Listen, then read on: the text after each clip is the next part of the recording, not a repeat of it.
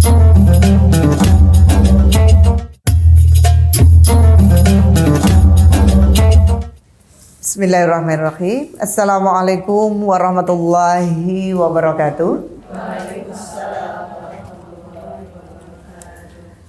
Alhamdulillahirabbil alamin. Alhamdulillahilladzi an'ama alaina bi ni'matil iman wa ni'matil islam.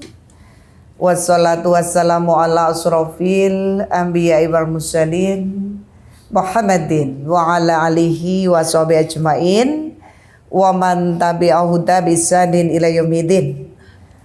Raditu billahi robba wa bil islami dina wa bi Muhammadin nabiyya wa rasula. Rabbi zidni ilma warzuqni fahma. Allahumma anfa'ni bima 'allamtani wa 'allimni ma yanfa'uni warzuqni ilman yanfa'uni. Allahumma 'afini fi badani, Allahumma 'afini fi sam'i, Allahumma 'afini fi basari, Allahumma 'afini fi jasadi. Rabbi auziqni an askura ni'mataka allati an'amta 'alayya wa 'ala walidayya wa an a'mala sholihan tardah wa adkhilni ya ibadikas sholihin ya arhamar rahimin. Amma ba'du. Sehat Bunda semuanya? Ya, alhamdulillah. Alhamdulillahirabbil alamin. Ibu, yang pertama ini kita bersyukur tadi dari awal kita buka dengan doa yang luar biasa, pembuka majelis diiringi doa yang dahsyat, pembuka pintu surga. Itu doa awal kita ini tadi Bunda. Salah satunya kita semua sudah yakin, ikhlas sekaligus istiqomah dalam membaca raditu billahi robah tadi, wabil islami dina wabi Muhammadin nabiyya wa rasulah. Dilanjut Rabbi zidni ilma warzuqni fahma. Ibu ketika diajak membaca seperti itu sungguh-sungguhlah. Ketika tadi sudah bersama, maka pembukaan ini saya ulang lagi. Kenapa? Betapa Allah sangat suka lewat Rasulullah Muhammad SAW.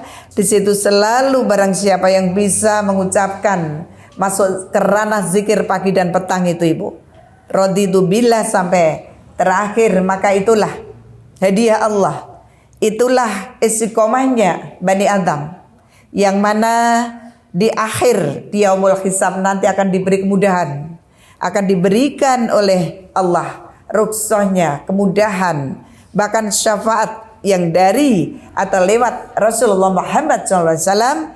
Maka Bani Adam atau orang tersebut adalah akan mendapatkan kemuliaan di jannahnya Allah. Mangga Bun, doa yang setiap saat kita hafalkan, bahkan ibu semua sudah paham, itu dimulai untuk majelis talim, untuk membaca Al-Quran, untuk belajar, dan juga dimanapun berada setiap pagi dan petang ucapkan itu. Nah, ini adalah semangat awal. Oke Ibu rahimakumullah, alhamdulillah pada pagi hari ini sengaja tadi saya buka beberapa doa. Kita minta sehat Bunda. Kita sudah bersyukur minta sehat. Kemudian selanjutnya kita akan mengkaji ilmu Allah yang terkait dengan materi yang sangat luar biasa. Menurut saya ini pas sekali di akhir atau tutup, ya bukan tutup pintu tapi sebenarnya awal melangkah dan juga menutup, ya mudah-mudahan dengan tutup akhir bulan atau akhir tahun ini akan menjadikan muhasabah bagi kita semua, karena ini adalah ranahnya para bunda semuanya, ibu-ibu. Maka sedikit ya, tema yang kita ambil kemarin adalah muslimah atau kita seorang ibu. Sama di situ adalah dalam muslimah akhir zaman itu seperti apa, yang mana di situ yang dirindukan oleh Allah, bukan hanya sekedar ketika urusan-urusan dunia. Maka di situ dalam rangka ini pula kita bermuhasabah diri. Ibu rahimakumullah, mari kita kupas sedikit. Kalau kita belajar tentang urusan perempuan atau wanita, ini dahsyat sekali Bu. Karena itu pula yang diingatkan oleh Allah lewat Rasulullah, bahwa orang yang masuk surga, ya, orang yang dicinta Allah akan masuk surga. Salah satunya adalah seorang wanita juga, seorang ibu rumah tangga juga. Maka sebelum mengupas semua itu Bunda semuanya, kita sedikit mengungkap sejarah, ya, bahwa bagaimana perempuan atau wanita di era waktu itu, apalagi di era jahiliyah, betapa naifnya, betapa kerdilnya, betapa sakitnya ketika seorang wanita itu dibelakangkan, bahkan dianggap hal yang menjijikkan. Menjijikkan kenapa? Dalam hal ketika wanita itu mendapatkan kasih sayang Allah dalam rangka menstruasi misalnya. Ini sedikit saya buka. Betapa wanita itu disudutkan. Maka betul ketika diadopsi di negara kita, bahwa seorang perempuan, seorang wanita itu dianggap konco wingking dalam tanda kutip. Ini juga mengadopsi. Karena sisa-sisa, ya, sisa-sisa bahwasanya masih ada orang yang beranggapan, ya, sisa-sisa penjajahan maksud saya di situ. Betapa wanita itu adalah nomor sekian, bahkan bukan nomor 2. Nah, alhamdulillah, maka tadi saya ucapkan Rabbi auziqni an azkura ni'mataka allati an'amta 'alayya wa li walidayya wa an a'mala sholihan tardah. Ya. Wa takhilna atau wa takhilni ya ibadika sholihin. Bentuk rasa syukur yang luar biasa, salah satunya bagaimana ketika Islam itu hadir. Bagaimana ketika Allah mengangkat derajat kaum wanita yang sangat luar biasa di situ. Bahwa wanita ternyata di mata, di kacamata dimensi Islam ini sangat dahsyat, Ibu. Tidak ada bedanya dengan para pria atau laki-laki, Ibu. Bahkan Allah tidak akan membedakan sedikit pun. Ya, di situ. Wanita justru diunggulkan. Wanita di mata Allah adalah hal yang sangat mulia. Salah satunya adalah akan dimasukkan surga duluan. Nah, itu adalah semangat kita tentang derajat kita sebagai seorang perempuan. Nah, Ibu rahimakumullah, sedikit pendahuluan, ya, yang mengedepankan latar belakang kita dulu wanita dan sekarang derajat kita diangkat oleh Allah. Maka kita jangan terbuai, maka kita jangan seenaknya sendiri. Mari kita luruskan, mari kita sikapi, mari kita tindak lanjuti. Seperti apa Allah memberikan pemahaman tentang perempuan, bahwa ketika muslimah perempuan ibu rumah tangga, ya, jadi wanita itu namanya banyak, Bunda. Bisa mar'ah, bisa anisa, bisa perempuan, bisa wanita. Ya, dalam Al-Qur'an sudah langsung jelas diplot sebagai apa, Ibu? Anisa. Coba. Di situ banyak sekali dikupas. Maka kembali ke sini. Ketika kita berbicara tentang masalah akhir zaman itu, maka seperti apa yang diridhoi Allah? Ya, Ibu. Sekaligus kita muhasabah nanti. Ternyata disitulah muncul, jadilah mar'ah solihah. Itu yang diridhoi Allah. Banyak sekali. Tadi malam ketika saya mengupas, ya, ataupun belajar memahami bagaimana baik Al-Quran maupun hadis, ternyata yang diangkat oleh Allah adalah mar'ah solihah. Dan jangan pernah menjadi orang yang mar'ah khabithah. Itu ternyata nanti kita kupas. Mar'ah solihah itu apa? Mar'ah khabithah itu apa? Nah, maka muslimah di akhir zaman yang dimaksud ini adalah tidak terlepas juga kita soroti dulu efeknya, bagaimana keduniaannya. Ya, secara duniawi, Bunda, wanita di akhir zaman ini dahsyat. Ya, bahkan polanya adalah sudah menjadi titik barometer. Inilah tanda-tanda kiamat datang. Itu secara keduniaan kita kupas. Mananya apa? Bahwa wanita sudah sedikit, bukan sedikit saya pikir, sudah hilang rasa malu. Yang saya ambil itu satu, bagaimana wanita begitu vulgar untuk memamerkan dalam tanda kutip apapun, dia selalu pengen di depan. Itu secara duniawi. Wanita selalu unggul, wanita selalu terdepan. Wanita adalah hal yang luar biasa, selalu wanita-wanita dan wanita yang pasti akan bisa berhasil katanya. Ibu, ketika kita mensikapi dari kacamata Islam, kita sebagai orang beriman, maka bagaimana idealnya ketika kita berbicara wanita dalam kacamata di dunia, tapi kita adopsi juga sekaligus kita kolaborasi dengan wanita di akhir zaman dalam tanda kutip yang diridhoi Allah Subhanahu wa taala. Maka Ibu, garisnya adalah kita jangan sampai tergiur atau jangan sampai lengah, jangan sampai juga terbuai dengan iming-iming keasyikan dunia yang sangat luar biasa ini. Saya tidak ngupas terlalu dalam bagaimana bahwa wanita silakan muncul karena semua tadi hebat, maka lupa bahwa dalam jasad kita ini karena hebat semua ranah tubuh kita, kadang-kadang tanpa disadari muncul juga hebatnya adalah membuka aurat-aurat yang harusnya ada di situ, titik-titik yang harus diingatkan dalam Islam dalam hal ini ya, adalah bagaimana ada batas-batas yang harus disikapi.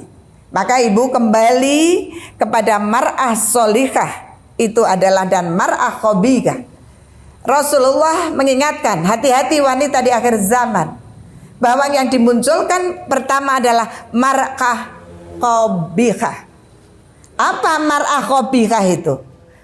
Mar'ah khobigah adalah seorang wanita yang berperangai tidak baik, berperangai buruk, berperangai tidak sesuai dengan syariat Islam.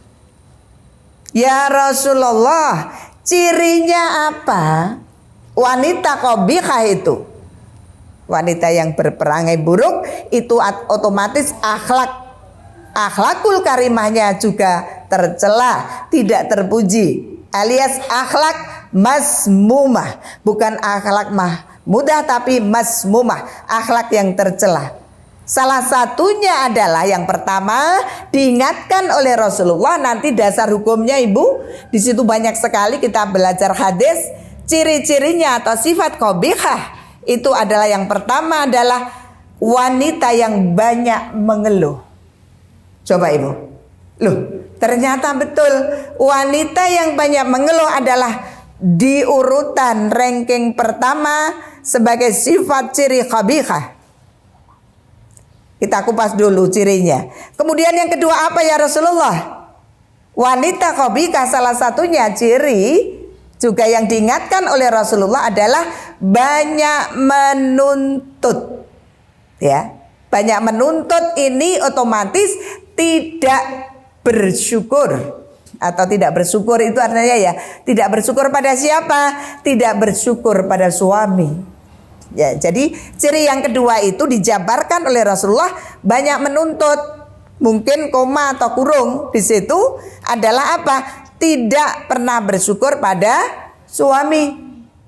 Kenapa? Ya memang wanita pasti judulnya nanti terkait dengan rumah tangga. Kemudian di situ juga diingatkan oleh Allah selalu merasa kurang dan kurang. Ya. Jadi di item yang kedua, di poin yang kedua tentang banyak menuntut ini adalah ternyata ada beberapa poin yang harus kita sikapi, Bu. Ya di situ. Jadi tidak bersyukur pada suami, selalu menuntut ya atau merasa kurang atas, merasa kurang apa mananya? Merasa kurang atas pemberian suami. Kita ambil 3 aja Bunda. Kemudian ciri qabihah yang ketiga apa? Ya, ciri qabihah atau wanita yang berperangai buruk yang ketiga adalah di situ apa? Maksiat pada suami. Coba, sebenarnya banyak. Coba kita ambil 3 yang ranahnya adalah untuk evaluasi diri kita. Ya, jadi maksiat pada suami ini ternyata juga masuk dalam ranah hadis yang diingatkan oleh Rasulullah. Ibu, kita bahas, kita pahami, kita evaluasi diri tentang wanita yang berperangai buruk. Mudah-mudahan kita semua terhindar Bunda nggih. Mudah-mudahan kita terhindar dari perangai-perangai yang tidak baik ini. Kenapa Rasulullah untuk mengingatkan wanita yang suka mengeluh? Kita kupas sebentar. Ternyata betul Bunda, wanita yang buruk perangai, wanita yang tidak tahu di jalan siratal mustaqim, wanita yang tidak yakin pada Allah, kata Rasulullah, dia pasti suka mengeluh. Banyak mengeluh, apa-apa mengeluh. Tidak usah saya contohkan dalam mengeluh. Ibu sudah sangat paham. Artinya mengeluh dalam hal apa? Ya, kalau seorang wanita lisannya sudah suka mengeluh, ibu, urusan dunia, pasti ujung-ujungnya nanti tidak akan bisa membedakan antara yang baik dan yang buruk. Bahkan syariat Allah kadang-kadang keterjang di situ. Ketika diingatkan oleh suaminya, mungkin urusan-urusan ibadah, kita akan bukannya samina wa atokna, iya, tetapi pasti akan ada alasan-alasan dulu. Inilah yang digarisbawahi, yang diingatkan kepada kita semua, jangan banyak mengeluh. Ya, ternyata mengeluh adalah perbuatan setan. Maka ketika kita mengeluh secara manusiawi, segera bagi wanita atau orang beriman, segera langsung spontanitas, astagfirullahalazim. Maka bentuk istighfar inilah hal atau barometer ataupun solusi yang tepat dan cepat, spontan untuk bisa menghilangkan sikap-sikap kita yang salah kepada Allah, ibu. Jadi monggo, sifat mengeluh ini adalah hal yang diingatkan. Bahkan di situ mengeluh yang bagaimana ya Rasulullah, suka mengungkit-ungkit, ini bagian dari mengeluh, ibu. Karena sikap mengungkit-ungkit pada suami ini juga bagian keburukan. Yuk kita mulai renungkan, ini muhasabah ya sedikit. Kemudian bagaimana tentang uraian menuntut, banyak menuntut, kemudian tidak pernah bersyukur dengan pemberian suami tadi ya, di ranah kedua tadi, selalu merasa kurang. Nah, disinilah Rasulullah mengingatkan, ibu. Mari kita ambil hadisnya, jangan sampai salah. Dari Ibnu Umar radhiyallahu anhu, qala Rasulullah sallallahu alaihi wasallam. Di situ diingatkan, wahai kaum wanita, banyak-banyaklah bersedekah. Ini mungkin ibu dengarkan, dipahami saja. Dan mohonlah ampun kepada Allah. Hai wanita, banyak-banyaklah bersedekah dan banyaklah mohon ampun kepada Allah. Hadis Ibnu Umar ini ya.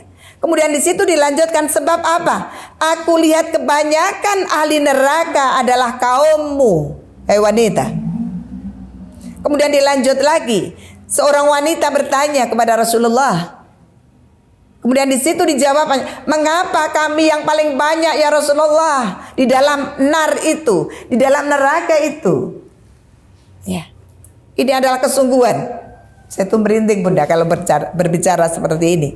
Kemudian di situ, ya Rasulullah, tolong dijawab ya Rasulullah. Saking takutnya, pada waktu itu khalaqah, ibu, ada istri Rasulullah, ada beberapa ahwat atau perempuan di situ di majelis, namanya khalaqah karena belum sebanyak ini.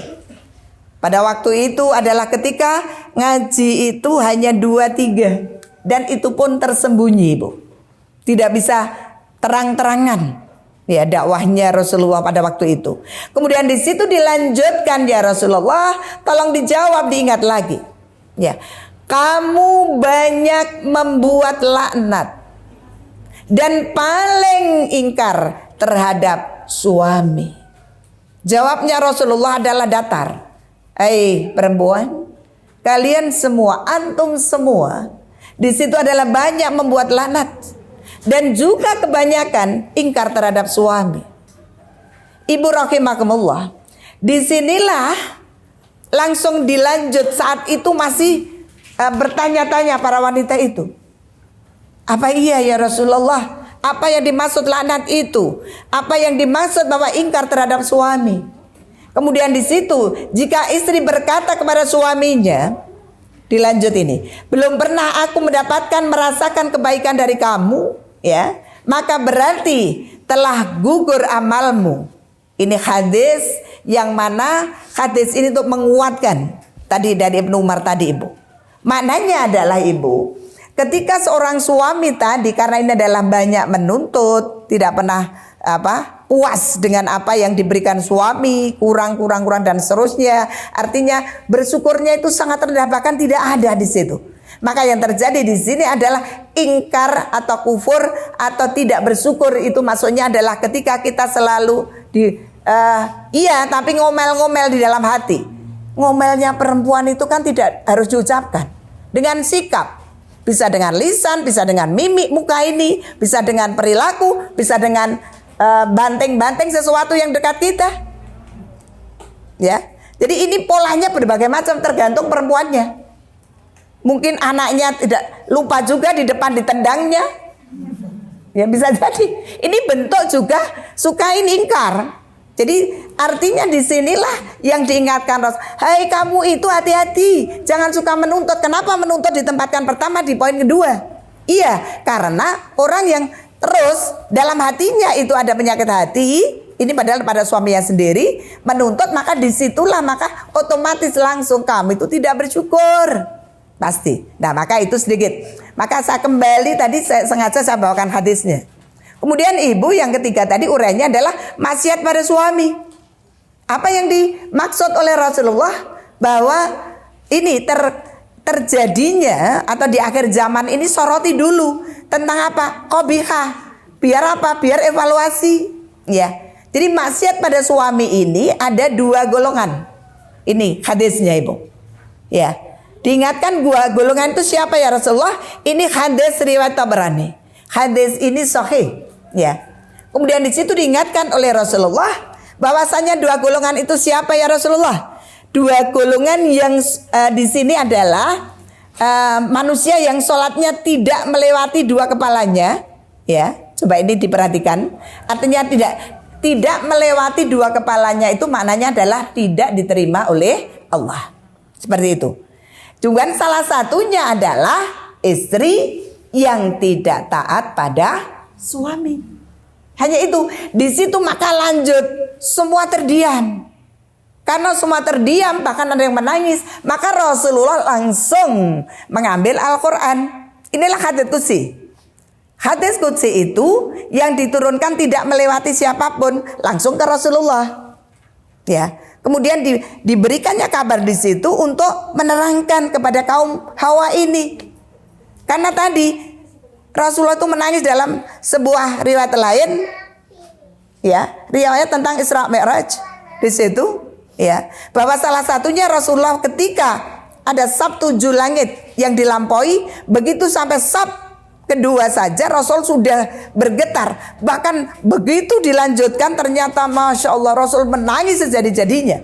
Di situ apa? Kenapa ya Rasulullah? Salah satunya dilihatnya semua perempuan. Ada azab di neraka di situ. Kenapa umatku perempuan pada masuk neraka? Salah satunya ternyata setelah dikupas dan dijadikan abadi tentang apa? Pengupasan pemahaman hadis adalah wanita yang selalu apa? Mengumbar-umbar ataupun menjelekkan suami, tidak pernah bersyukur tadi, yang selalu menuntut tadi ketika di dunia. Jadi ternyata ini kelihatannya sepele tapi tidak main-main Bunda. Jadi monggo jangan pernah menyalahkan lawang suamiku nanti itu diskusi. Ya.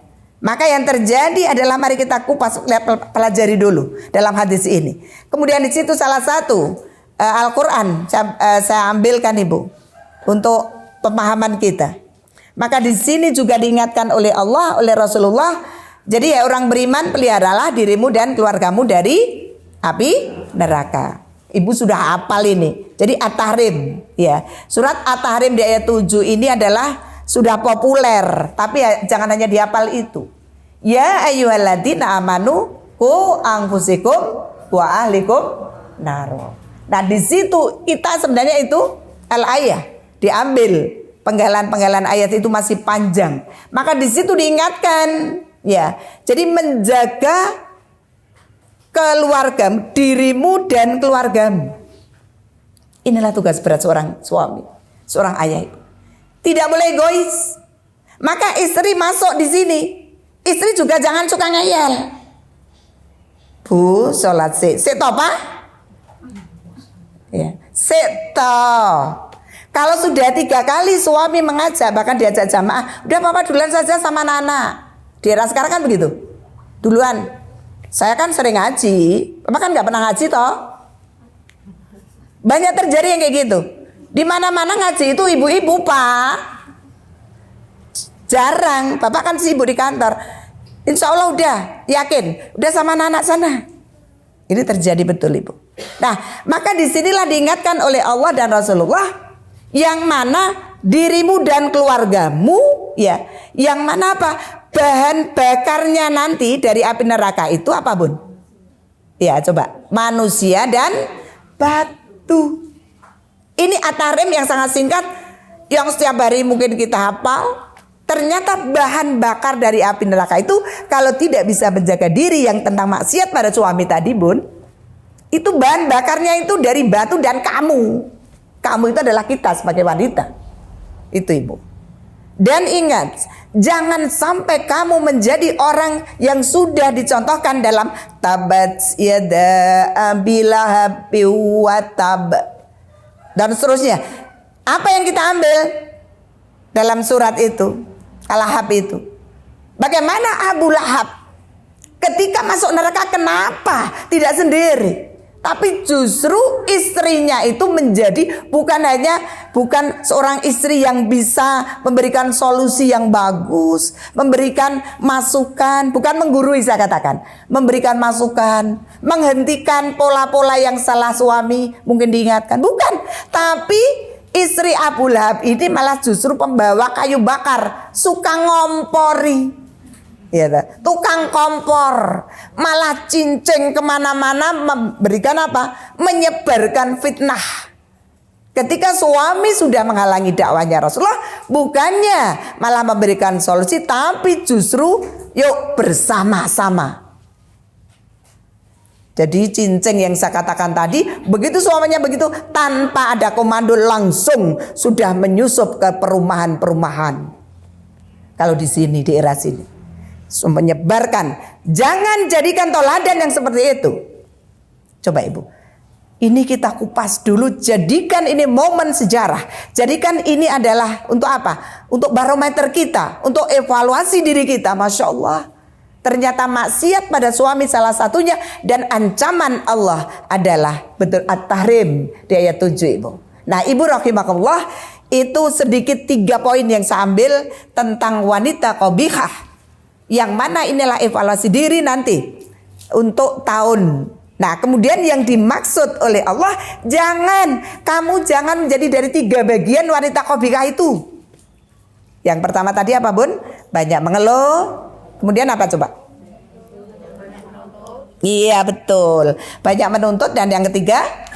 Iya, maksiat pada suami. Alhamdulillah tidak ngantuk ini. Ibu rahimakumullah, ketika Allah sudah menuturkan begitu, kemudian kita diberikan oleh Allah, terus gimana ya Rasulullah peran kami? Nanti kalau dikupas itu Masya Allah, Bun, banyak banget. Ya, non sewu, kita jangan tersinggung ya.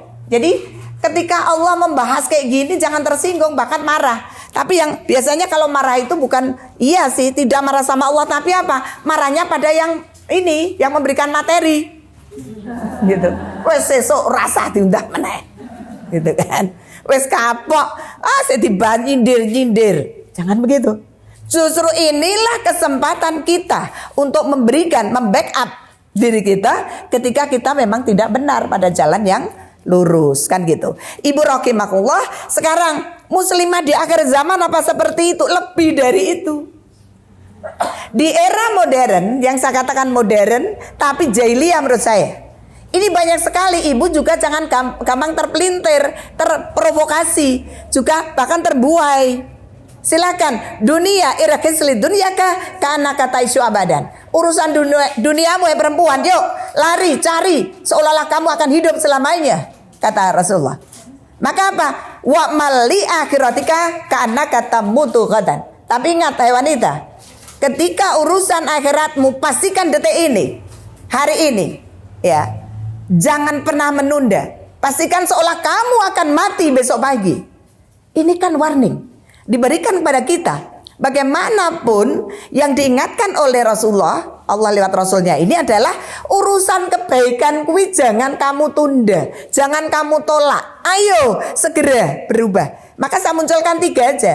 Kenapa yang qabihah kita bahas dulu? Biar kita, ya Allah, apakah saya masuk di ranah satu banyak mengeluh? Apakah saya masuk di ranah kedua banyak menuntut? Bahkan juga mengumbar aib suami saya sendiri. Bahkan juga lupa perempuan itu non sewu bun, karena ini semua perempuan. Ketika kita sudah sedikit ada sakit hati dari suami, itu lupa katanya curhat. Dalam tanda kutip curhatnya bisa apa? Dia lupa semua dibuka di situ. Lupanya lagi apa? Lupa yang dasar lagi adalah bahwa ketika saya membuka aib suami, itu artinya apa? Membuka aib kita sendiri. Diketawakan sama setan. Yes, temanku ini calon nih neraka, akan gitu.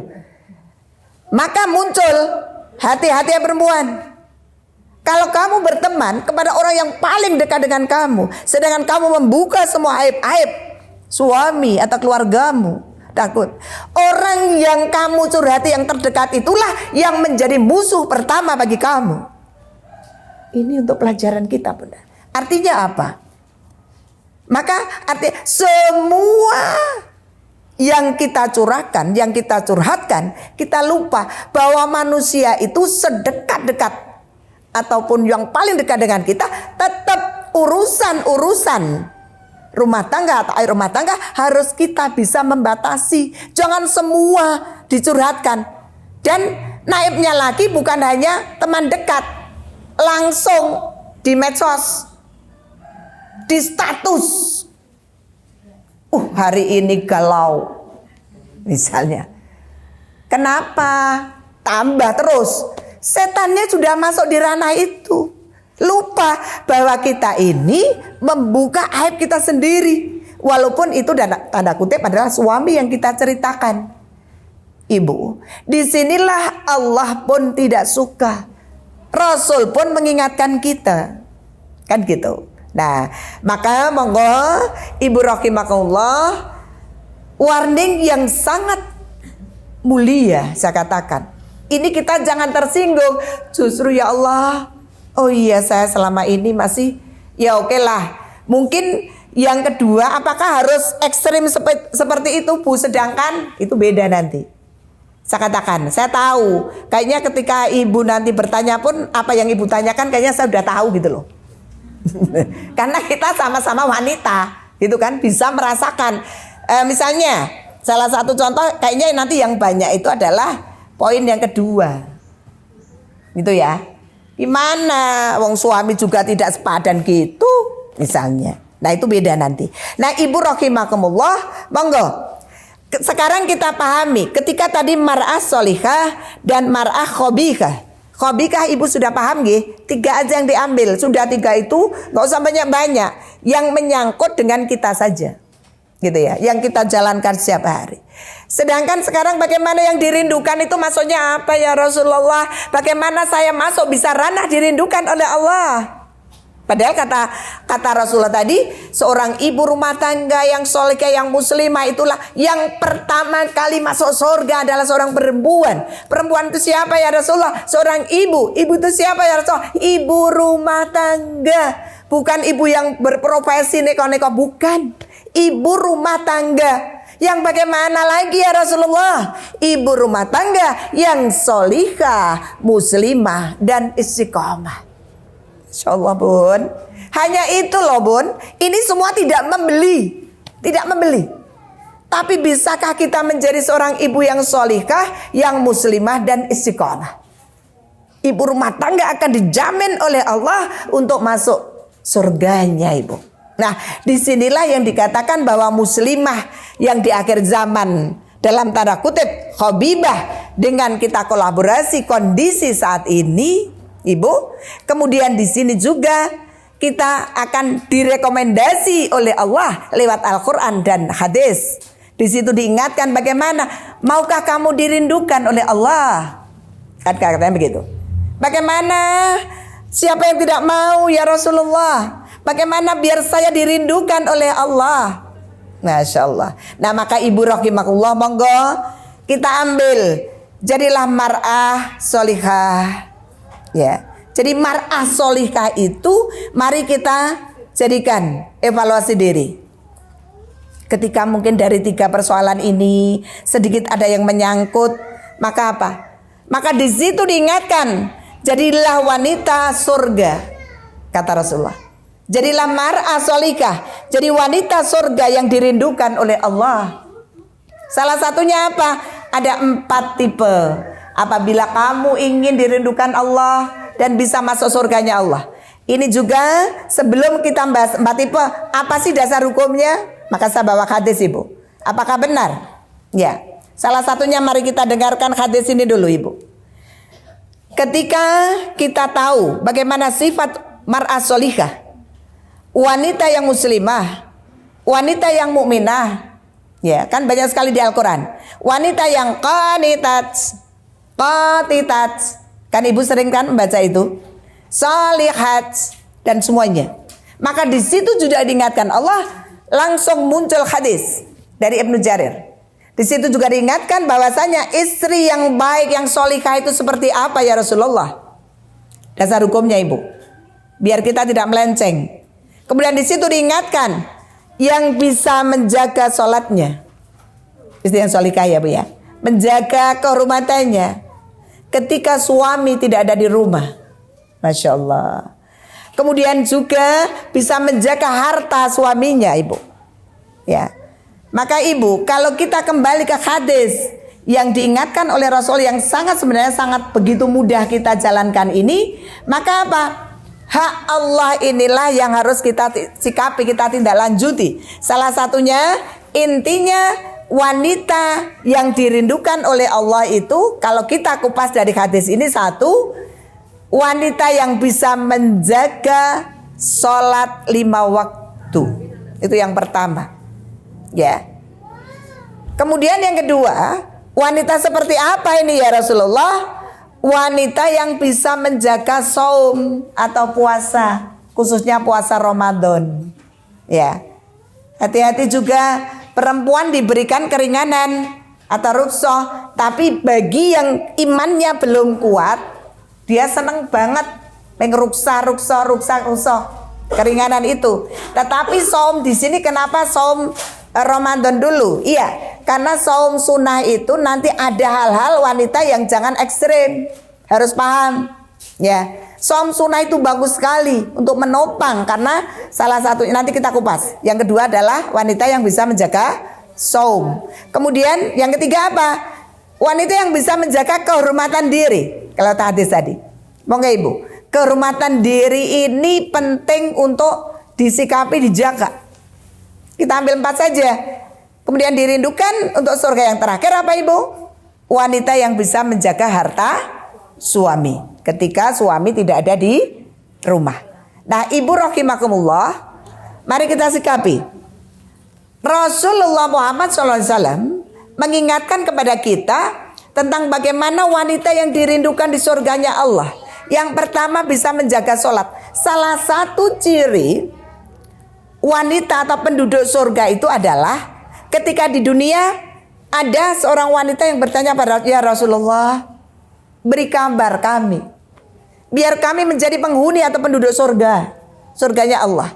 Apa yang harus kami lakukan rutin, yang mana mungkin ketika sholat kami belum bisa sesempurna tumakninah seperti yang diharapkan, yang engkau contohkan ya Rasulullah. Ketika kami melakukan hal-hal yang sifatnya adalah ibadah yang tinggi, mungkin kami ingatkan oleh Rasulullah bahwa sholat itu yang pertama kali nanti akan dihisab, itu adalah sholat kita. Monggo Ibu, benahi, pastikan diri ini untuk bisa menjadi hambanya Allah yang selalu istri.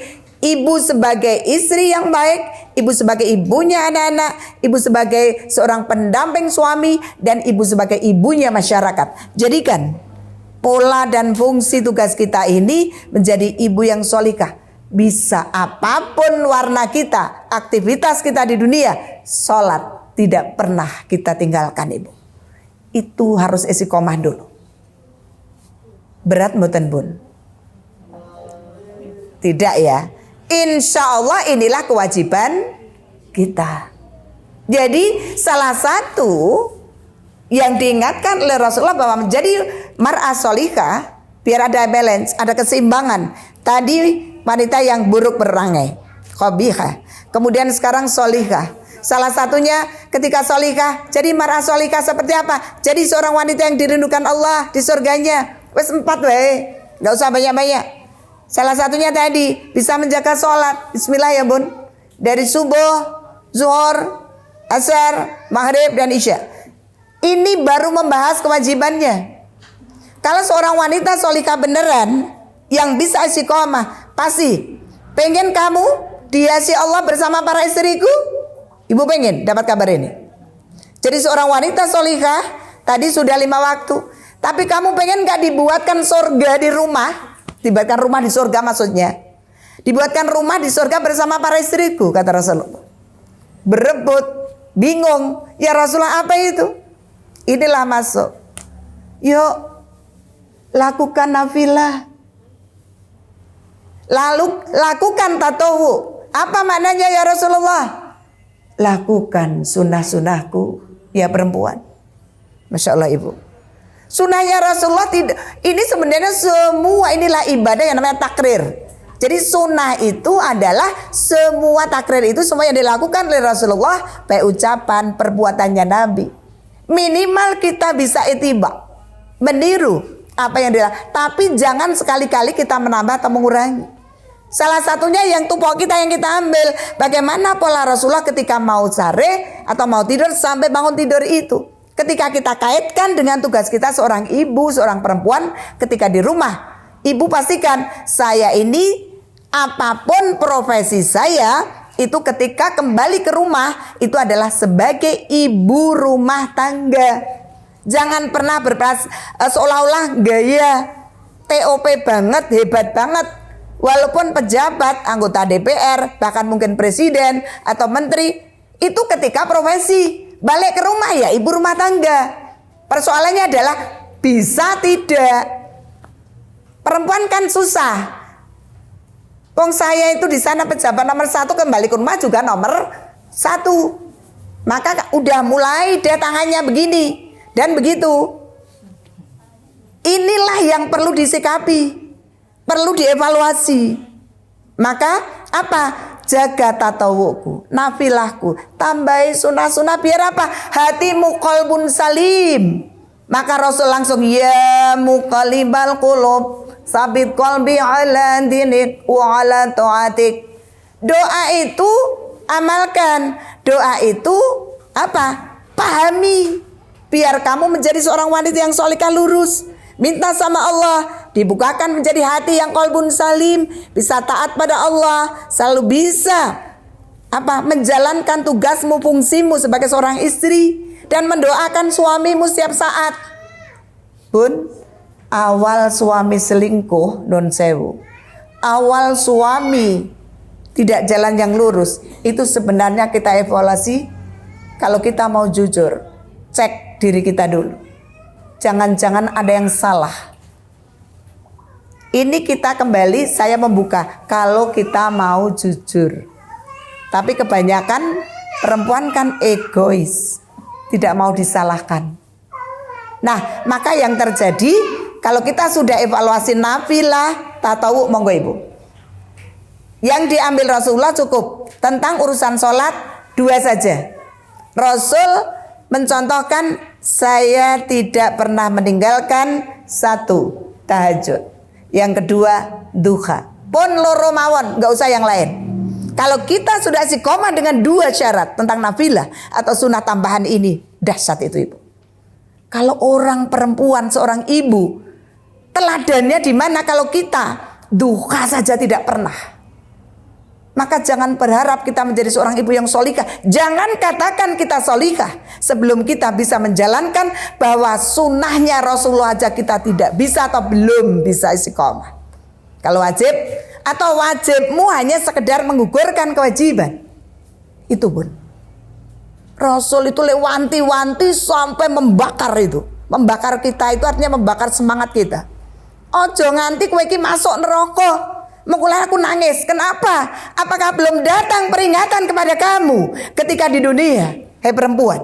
Maka muncul dalam Al-Mudaththir, masalakakum fisaqar. Hei, kenapa kamu bisa masuk neraka sakor? pada menangis. Ada percakapan antara penghuni neraka dan penghuni surga, Bunda. Percakapan apa? Kenapa kamu dulu rajin ngaji, bisa sholat, tapi kok masuk neraka sakor? Qalu lam naku minal musholin, qalu lam naku ad-dunya miskin, dan seterusnya. Iya, dulu ketika di dunia saya apa? Tidak pernah menjaga tentang kewajiban-kewajiban sholat. Sholat hanya sekedar menggugurkan kewajiban. Bahkan ketika saya disuruh suami pun, dan seterusnya. Iya, ketika di dunia saya selalu menelantarkan orang-orang duafa miskin. Ketika di dunia saya tidak peduli dengan kebaikan, diajak kebaikan selalu saya tolak, dan seterusnya. Inilah yang dikatakan perempuan yang muflisin, perempuan yang bangkrut, merasa amalannya banyak tetapi ternyata hilang di catatan, Ibu. Maka monggo masih ada waktu untuk membenahi diri, Ibu. Itulah yang tentang sholat. Maka kuncinya tentang sholat tadi, lakukan wajib istiqomah. Jadikan, Ibu, pada diri, ya Allah, nah lagi malas. Saya itu nanti satu ketika sakratul itu betapa sakitnya itu sendiri. Langsung setelah sakratul saya akan dikubur di alam barzah itu sendiri pula, tidak ada yang menemani. Itu belum lagi sampai menunggu hari kiamat, sendiri pula, tidak bisa dititipkan. Itu diingat ketika kita malas, ketika kita juga menjadikan diri kita ini baru artinya tidak pro aktif menjalankan syariat Allah, maka ceblek jiwa diri kita. Jangan-jangan Israel nanti malam mengambil nyawaku. Ketika dan seterusnya. Bahkan yang namanya mati itu sendiri, di dalam kubur sana sendiri, itu diingatkan Allah. Maka katakan kepada para umatku ketika dalam majelis ilmu, majelis taklim, mati itu ingatkan bahwa mati itu akan menyertai kita. Kullu nafsin dha'iqatul maut, kullu man 'alaiha fan. Itu suruh mengingatkan, Bu, terkait dengan masalah sholat. Mari Bunda, sholat 5 waktu tetap. Jangan meninggalkan satu. Sebelum Ibu ke sholat tahajud mungkin agak kita maklumi, apalagi adem-adem kayak gini, gitu nggih. Dan belum istiqomah banget. Tapi yang namanya duha itu, Bun, tidak ada lagi alasan. Waktu setelah subuh mulai jam 6 sekian sampai sebelum zuhur. Maka istiqomahkan. Caranya gimana? Setiap ibu habis mandi pagi jangan pernah lupa berwudu. Istiqomah itu dulu. Nanti kalau udah istiqomah berwudu, kok berwudu kok rasolat? Itu kok Masya Allah. Ning nek udah istiqomah 2 rakaat wes nggak usah banyak-banyak, nggak usah gaya-gaya, nggak usah daki, wes 2 rakaat istiqomah. Ibu belum tahu bagaimana Rasulullah mengingatkan, hei perempuan, hal tubuhmu nanti akan ditanya oleh Allah. Kemudian ditanya bahwa jasad kita ada 360 sendi. Semua akan dimintai pertanggungjawaban oleh Allah. Bisakah kamu menghitung sendi itu? Yang kita bisa menghitung hanya apa? Pundak, lutut, kaki, lutut, kaki. Kan itu. Di dalamnya 360 tidak tahu. Padahal semua ditanya oleh Allah. Bisakah itu? Itu digambarkan, digenahke para perempuan, Bun. Ben sadar diri. Ketahuilah, wahai perempuan, dari 360 sendi itu, kamu jangan khawatir. Sudah di-include. Kalau bahasa sekarang ya. Apa ya Rasulullah? Sholatlah 2 rakaat duha. Itu akan mengganti dari pertanggungjawaban 360 sendi. 2 rakaat saja yang diingatkan Rasul. Karena Ibu, Rasul mencontohkan duha itu sampai 8 rakaat apabila itu adalah kita mampu. Caranya 2 masna 2 salam, 2 salam, 2 salam. Ada yang mengatakan sampai 12. Tapi hadis yang sahih itu 8. Wes rasa tekan 8. 2 tapi istiqomah. Syukur ada waktu. Ya Allah, kita punya hajat macam-macam. Kalau bapak itu kan nggak pernah untuk ini ya. Kalau untuk di keluarga itu kan biasanya yang menghandle itu semua. Ya Allah sudah gini, tiba-tiba anaknya begini, belum semuanya begini. Maka minta sama Allah 2 rakaat, ada waktu 2 lagi. Misalnya kayak gitu. Ibu, itu nafilah yang diingatkan oleh Rasulullah. Monggo sikapi. 2 saja. Kemudian apa? Tambahi Bunda qoblanya. Jadi rawatib itu ibu istiqomah dulu.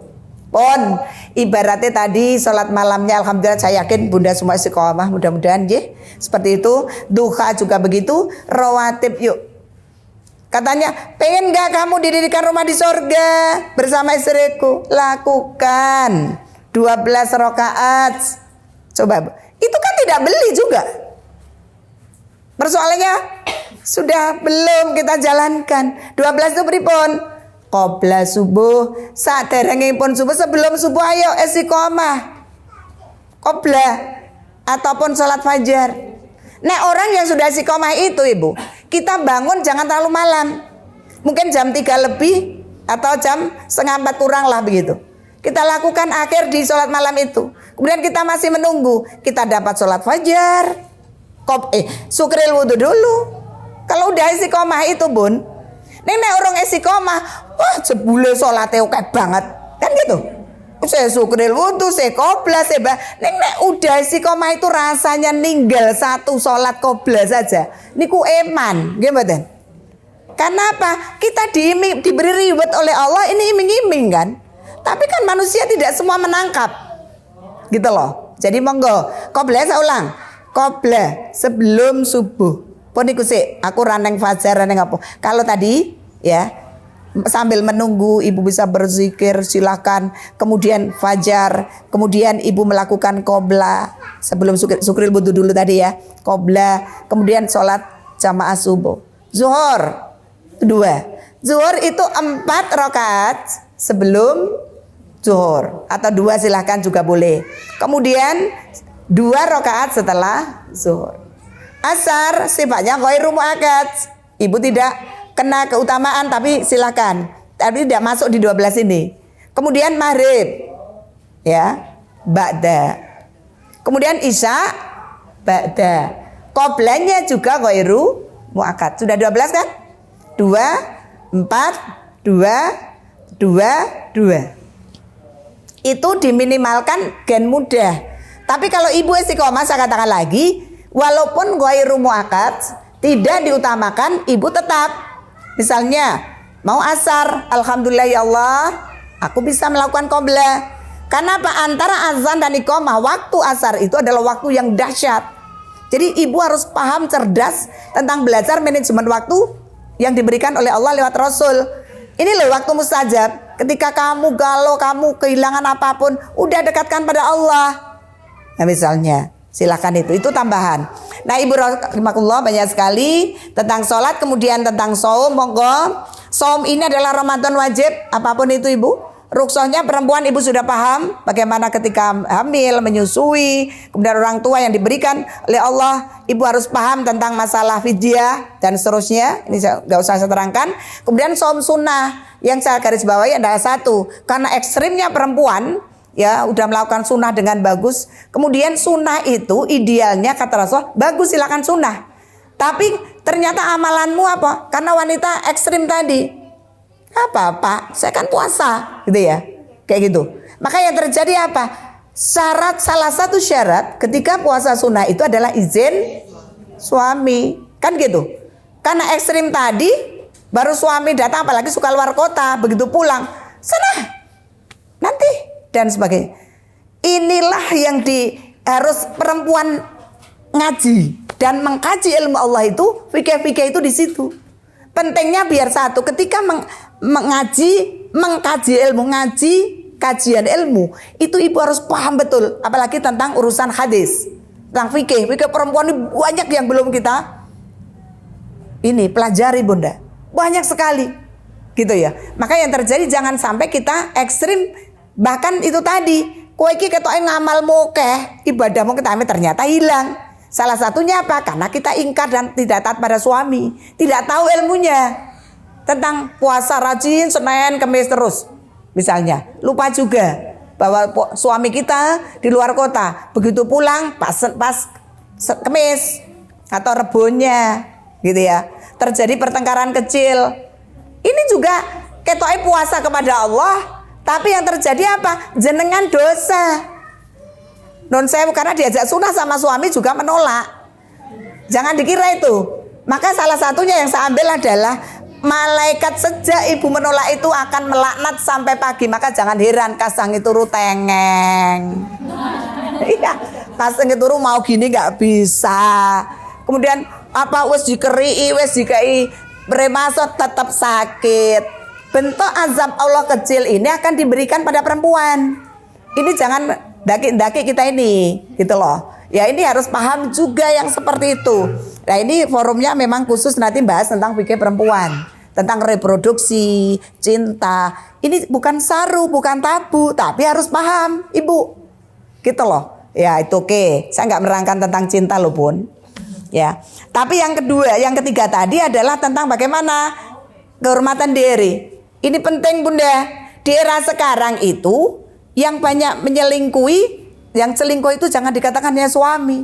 Perempuan itu diam-diam juga banyak. Karena apa? Alasan ditinggal suami, sering ini, sering itu. Suami sibuk. Diam-diam apa? Medsos kita, HP kita ini bisa menjadi madorot. Tapi juga bisa menjadi kebaikan. Tergantung kembali kita. Apa fungsi yang betul untuk HP itu? Kan gitu ya. Maka ketika ibu buka HP, jangan lupa selalu berdoa. Bismillah ya Allah. Setan itu ketika ibu buka HP, apalagi nek kerang-kering jam 12 kok jadi kering. Ya, atau sekarang nggak kering kok udah suami tahu. Mungkin dengan bahasa lain. Gitu ya. Sekarang kan bisa diolah sedemikian rupa. Dewe-dewe wes dikunci piye carane antara suami istri nggak bisa membuka. Ya. Suami ora iso buka HP-ne istrinya, sebaliknya istrinya apa meneh. Gitu, kan gitu. Ini adalah bahasa-bahasa yang sekarang muncul dari awalnya keretakan rumah tangga itu sebenarnya dari medsos itu juga. Ini tidak mungkin dan ini nyata kayak gitu ya. Karena saya hampir setiap hari nangani, kemudian saya orang BK juga ya. Jadi dari bukan buka aib, tapi betul dari instansi bahkan pimpinan sekarang sampai dikeluarkan kayak gitu. Ini terjadi dari itu. Jangan main-main.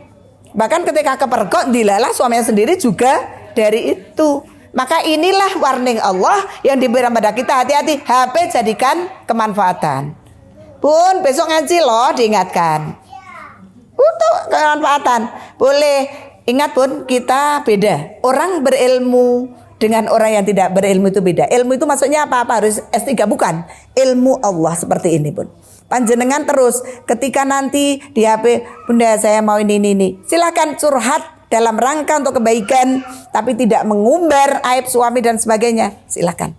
Dan ketika urusan memang itu adalah penting, urusan yang valid, yang fix, maka ibu usahakan jangan di HP.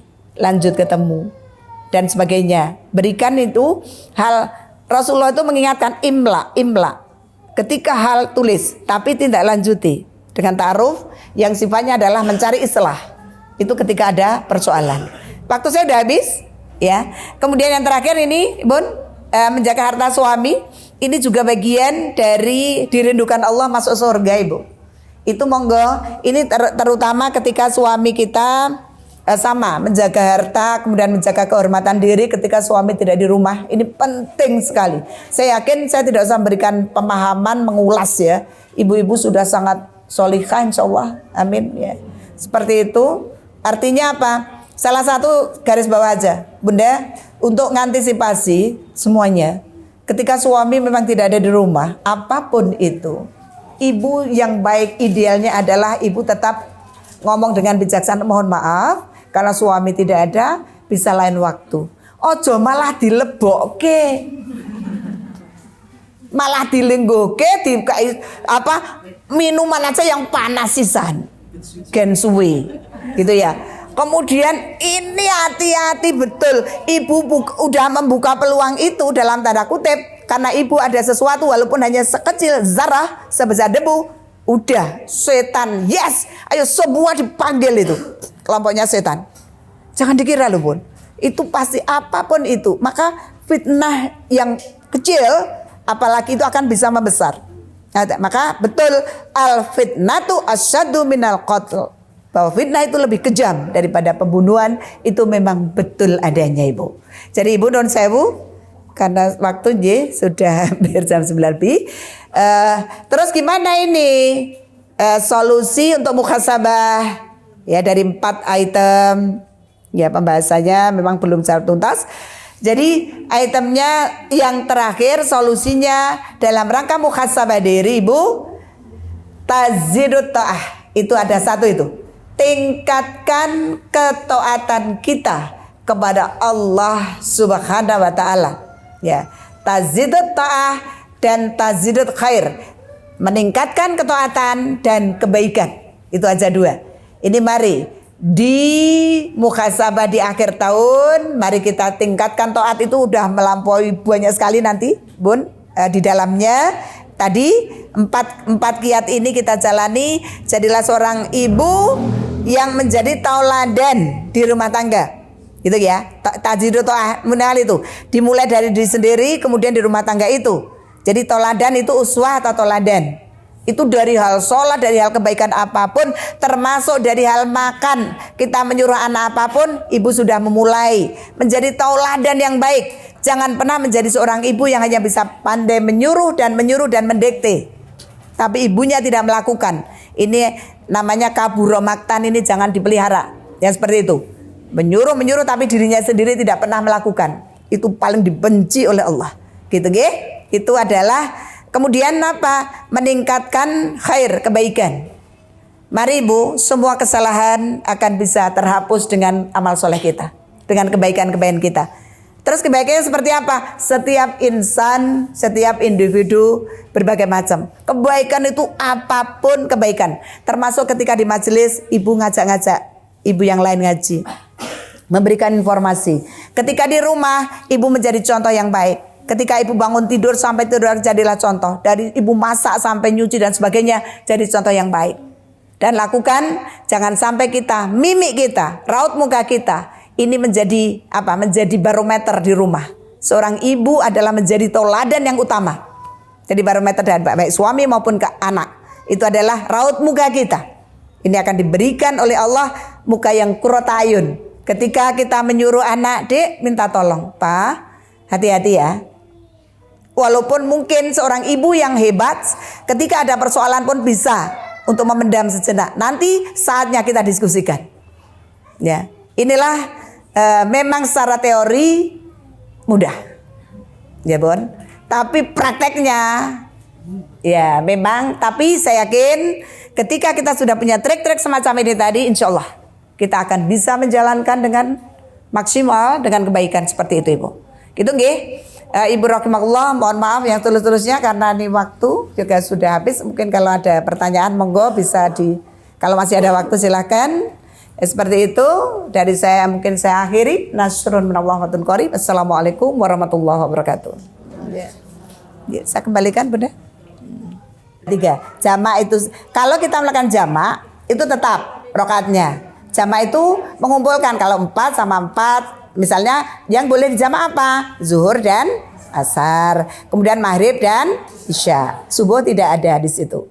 Kemudian qashar yang 4 bisa menjadi diringkas menjadi 2. Kan gitu. 3 tetap 3. Ibu tidak boleh 3 akan mengawinkan 3,5 gitu ya. 2,5 gitu ya. Jadi 1,5 maksud saya. Tidak. Nah, Ibu rahimakumullah, Bunda Siti, tadi persoalannya ketika safar. Bagaimana sholat ketika safar? Bunda perginya kan masih sebelum zuhur ya. Sebelum zuhur artinya Bunda pergi sebelum waktu sholat. Ya, kan gitu. Kemudian di situ kita safar kita atau ibu menemui sholat ketika waktu asar. Bagaimana untuk melakukan sholat? Nah, sekarang pertanyaannya kalau lengkap, kita pergi safar itu naik apa? Gitu ya. Sekarang gitu. Jadi atau durasi jauhnya itu juga penting dipertimbangkan. Misalnya ketika kita safar naik sepur atau naik bis ke Jakarta dalam tanda kutip. Kemudian bagaimana? Saat itu boleh karena perginya pagi ya. Kemudian ibu akan menunda akan melakukan sholat ketika asar. Nah, dalam waktu di perjalanan safar kita sholat itu mungkin di masjid atau di arah mandak, ya boleh silakan dilakukan jamak Dan kalau itu adalah perjalanan jauh lebih dari 60 km atau 80 km, itu silakan perjalanan kita boleh dijamak qashar. Itu ya, jamak qashar itu artinya diringkas, sudah dikumpulkan, dijamak dan diqashar. Terus mana dulu yang dilakukan? Yang dilakukan adalah silakan ambil jamak itu ada dua, jamak takdim ya dan jamak takhir. Ya, kalau ibu melakukan jamak takdim itu lakukan niat sholat asar dulu. Ya, kemudian kalau ibu melakukan jamak non sewu takdim itu zuhur dulu. Kalau jamak takhir berarti ibu melakukan asar dulu baru zuhur. Dua-duanya boleh Bunda. Tapi kita melihat, monggo melihat situasi dan kondisi seperti itu. Nah maka ketika orang safar itu memang ada keringanan untuk masalah ibadah sebenarnya gitu. Tapi jangan gampang juga kayak gitu nggih, seperti itu. Nah, kalau kita memang perjalanan kita jauh amat kemudian kok ternyata tidak berhenti dalam satu tempat. Kalau travel kan mungkin bisa diawekan nggih.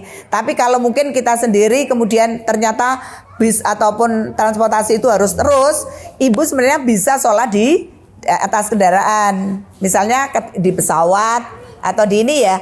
Nah itu ibu bisa melakukan. Terus airnya gimana Bu? Airnya terbatas, silahkan bisa tetap untuk tayamum. Jadi ketika ibu bisa berwudu itu lebih bagus ketika di perjalanan. Tetapi ketika ibu tidak bisa berwudu, lakukan tayamum. Tapi khusus tayamum itu hanya untuk satu sholat. Ya jadi gini, ketika kita mau menghandle jamak ya seperti itu, di waktu kita di atas kendaraan itu tetap niat tayamum kita zuhur ya, kita tayamum zuhur, kemudian setelah itu tayamum lagi baru sholat asar, seperti itu. Ini adalah teknis dalam rangka untuk ibadah dalam safar ibu, seperti itu nggih. Jadi memang kadang-kadang kita ini terkendala nggih. Sebenarnya di era sekarang itu sholat itu bisa di mana-mana, seperti itu. Apalagi kalau bawa kendaraan sendiri nggih Bun. Tapi kalau kita komunitas itu juga bisa bilang sama Pak sopirnya, biasanya gitu nggih. Jadi intinya memang cerdasnya panitia, cerdasnya kita ketika kita mau safar itu. Biar semua dunia dapat, sholatnya juga tidak tertinggalkan begitu Bunda. Jadi kalau kita pas jauh sudah nggak apa-apa, perjalanan jauh kok tetap mandek, sudah kita jamak boleh Bun.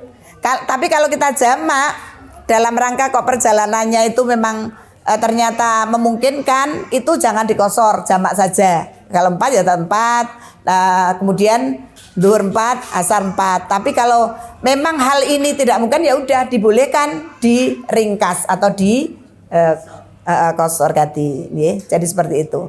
Jadi ngaten Bun, paham J, monggo J, seperti itu. Kalau kita berangkat sebelum zuhur kok wis jam 11:04, ya nunggu sholat dulu. Cerdasnya maksudnya gitu. Kalau kita mau bepergian kok wis nanggung waktu ini jam 11, kita zuhurnya kan jam berapa sekarang? 11:30 lebih sekian toh Bun. Nah maksud saya cerdas itu begitu. Dan ini insya Allah kita juga malah mendapatkan kebaikan-kebaikan dari Allah. Karena kita juga salah satunya sebenarnya efeknya Bunda karena kita tidak tahu umur juga ya. Walaupun kita sehat, namanya wafat itu kan tidak mesti sakit. Jadi kita harus cerdas ngawekani, menunda kebaikan itu salah satunya seperti itu. Tapi kita tetap minta sama Allah dalam rangka safar ini juga ada makna silaturahim dan sebagainya. Maka ya Allah jangan pernah lupa Bun, safar kita belum sholat, minta sama Allah satu tetap dijaga oleh Allah, disehatkan, ini penting. Jadi kuncinya kita tetap dijaga Allah adalah berdoa, minta dijaga Allah sehat, kemudian tetap nanti bisa menjalankan sholat selamat, ini penting. Maka bismillahirrahmanirrahim, la khala wala quwata, ini sangat dibutuhkan Bunda. Barang siapa yang ketika keluar rumah untuk mengucapkan bismillahirrahmanirrahim, la khala wala quwata, maka malaikat diturunkan oleh Allah. Kemudian untuk mengikuti si fulan-fulanah yang safar tadi sampai tujuan, bahkan sampai pulang nanti, maka dijaga. Tapi ingat jangan juga ketika di perjalanan, kadang-kadang Bunda non sewu kita ini begitu istiqomah tapi nek wis nang jero kendaraan ki akeh leline. Gitu lah, tergoda itu tadi ya, tergoda macam-macam. Maka istiqomah minta sama Allah, dalam kendaraan kita banyak istighfar, berzikir dan seterusnya. Ngaten nggih Bunda? Nggih. Ngaten, terima kasih. Ya. Waalaikumsalam warahmatullahi wabarakatuh.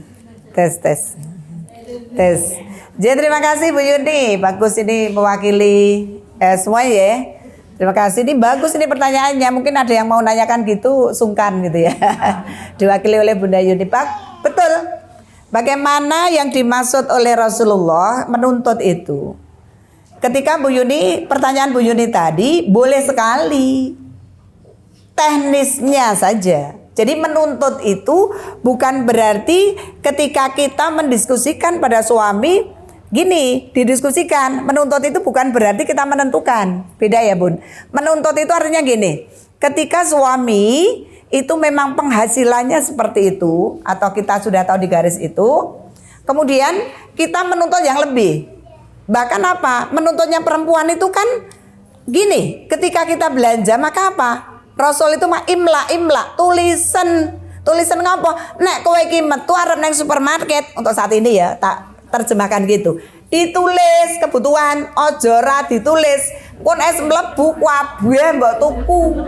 Kan gitu. Itu kan ciri khas kita kakui kan? Kayak gitu. Maunya tadinya itu enggak ada, pengen tuku, tapi ketika kita masuk sudah. Maka Rasul imla, tulis. Dari tulis itu prioritaskan kebutuhan mana yang pokok. Sampai seperti itu Bunda. Itu tentang teknisnya ketika kita menjabarkan untuk menindaklanjuti belanja. Gitu nggih. Baik dalam jual beli. Kemudian panjenengan boleh enggak? Boleh sekali. Teknisnya begini Bu Yuni. Pak, apalah gitu ya. Bapak anak, jangan pernah bilang bapak anak-anak. Siapa yang bilang gitu? Itu tidak sopan tahu ya, tidak sopan. Sama bapaknya anak-anak, emang kita nggak berkontribusi ya, nggak boleh kayak gitu. Itu namanya diskriminasi, kayak gitu nggak bener sama sekali. Apalagi kalau ibunya bapak kita teko, kayak ibumu kan loh Pak. Jangan.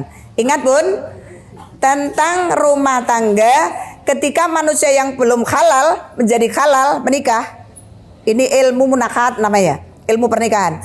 Itu orang tua kita 2, ibu kita 2, bapak kita 2. Dan itu dihalalkan. Ibu harus paham. Ketika dalam agama mengharamkan kita aurat kepada laki-laki yang bukan mahram kita.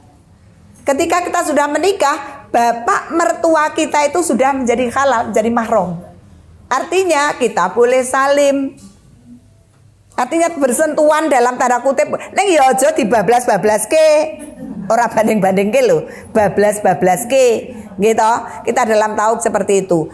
Artinya apa Bu Yuni? Ketika nanti kebutuhan kita itu kok lebih dari yang ditargetkan itu, diskusikan sama Bapak Bun. Itu bukan menuntut, tapi tentunya dengan teknis yang baik. Dan mengambil sikon situasi dan kondisi yang pas. Jangan pas Bunda Yuni dikasih amplop sudah mencucu, gitu ya. Kok tipis. Kemudian padahal belum melihat dalamnya. Nih Bu, terus diuncal ke nih Bu, langsung gini. Opo iki? Neng ngarepe bapak lagi, misalnya. Atau langsung, Pak, dino iki sumbangane 7. Urung beras entek, minyak wingi ya dientek anakmu lanang. Misalnya, kenapa Bu Sri kok saya itu setiap hari hampir nangani kayak gini? Atau jangan-jangan Bu Sri pengalaman? Ya, pengalaman gitu ya. Setiap hari Bunda, kasus perempuan KDRT, kemudian reproduksi perempuan, kasus gonogini, hampir setiap hari ada Bun. Jangan dikira ya di daerah Ngemplak sini itu belum terselesaikan Bunda, yang kayak gitu. Ya, jadi persoalannya itu ekonomi rumah tangga. Jadi kasus perceraian dini itu Masya Allah. Maka saya selalu kerjasama dengan Bu Camat, Bu Korwil, kalau sekarang kayak gitu. Ya, kalau dulu seneng ketika camatnya perempuan, orangnya juga enak gitu ya. Kita di radio dalam rangka menyelesaikan persoalan perempuan. Nah sekarang henti radionya ya mati. ya tidak dijalankan ya seperti itu. Maka Bu Yun kembali ke pertanyaan, monggo silakan Pak, kita ini kebutuhannya segini. Jadi non sewu untuk bulan besok. Jadi anak-anak aja gini atau gini aja solusinya. Saiki udah ibu dikasih segini, tapi khusus semua kebutuhan anak pembayaran sekolah semua bapak loh.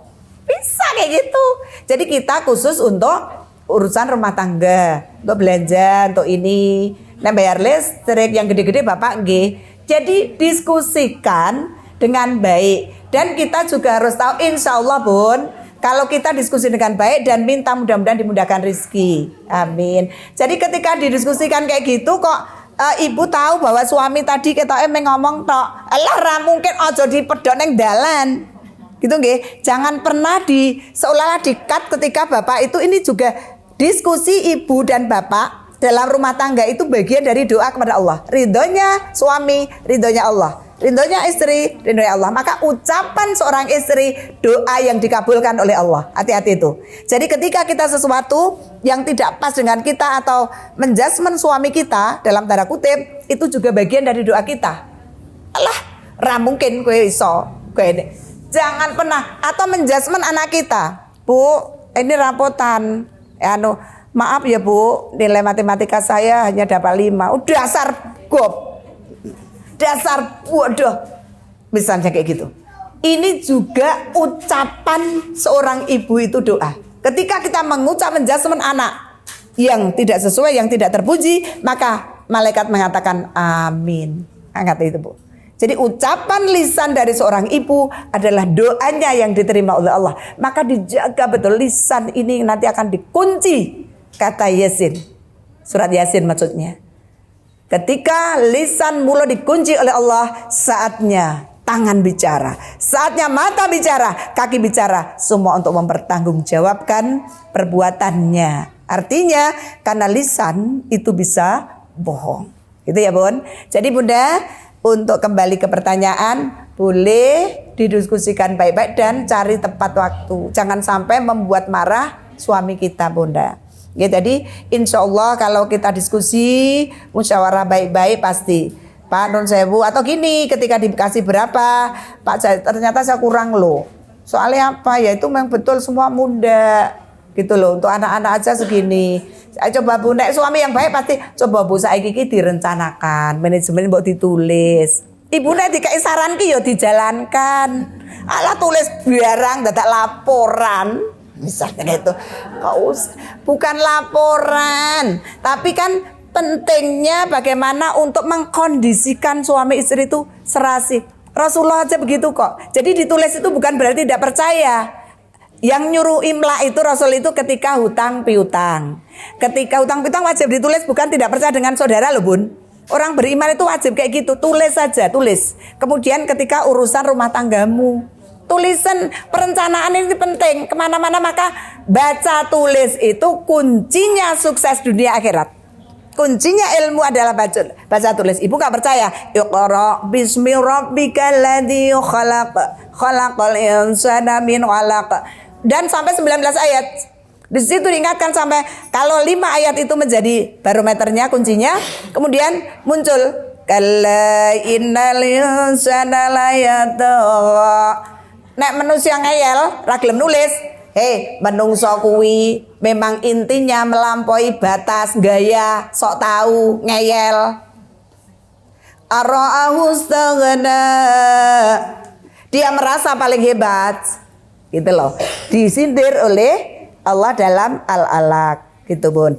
Jadi monggo Bun, boleh nggih? Jadi boleh tapi dengan cara yang baik. Saya yakin mudah-mudahan keluarga kita dihiasi Allah sakinah, mawaddah, warahmah, anak-anak yang soleh dan solihah. Jadi ada persoalan apapun, manajemen apalagi keuangan, mari kita bicarakan. Karena Bunda sekali lagi ibu itu menteri atau perdana menteri di rumah. Perdana menteri keuangan itu ibu.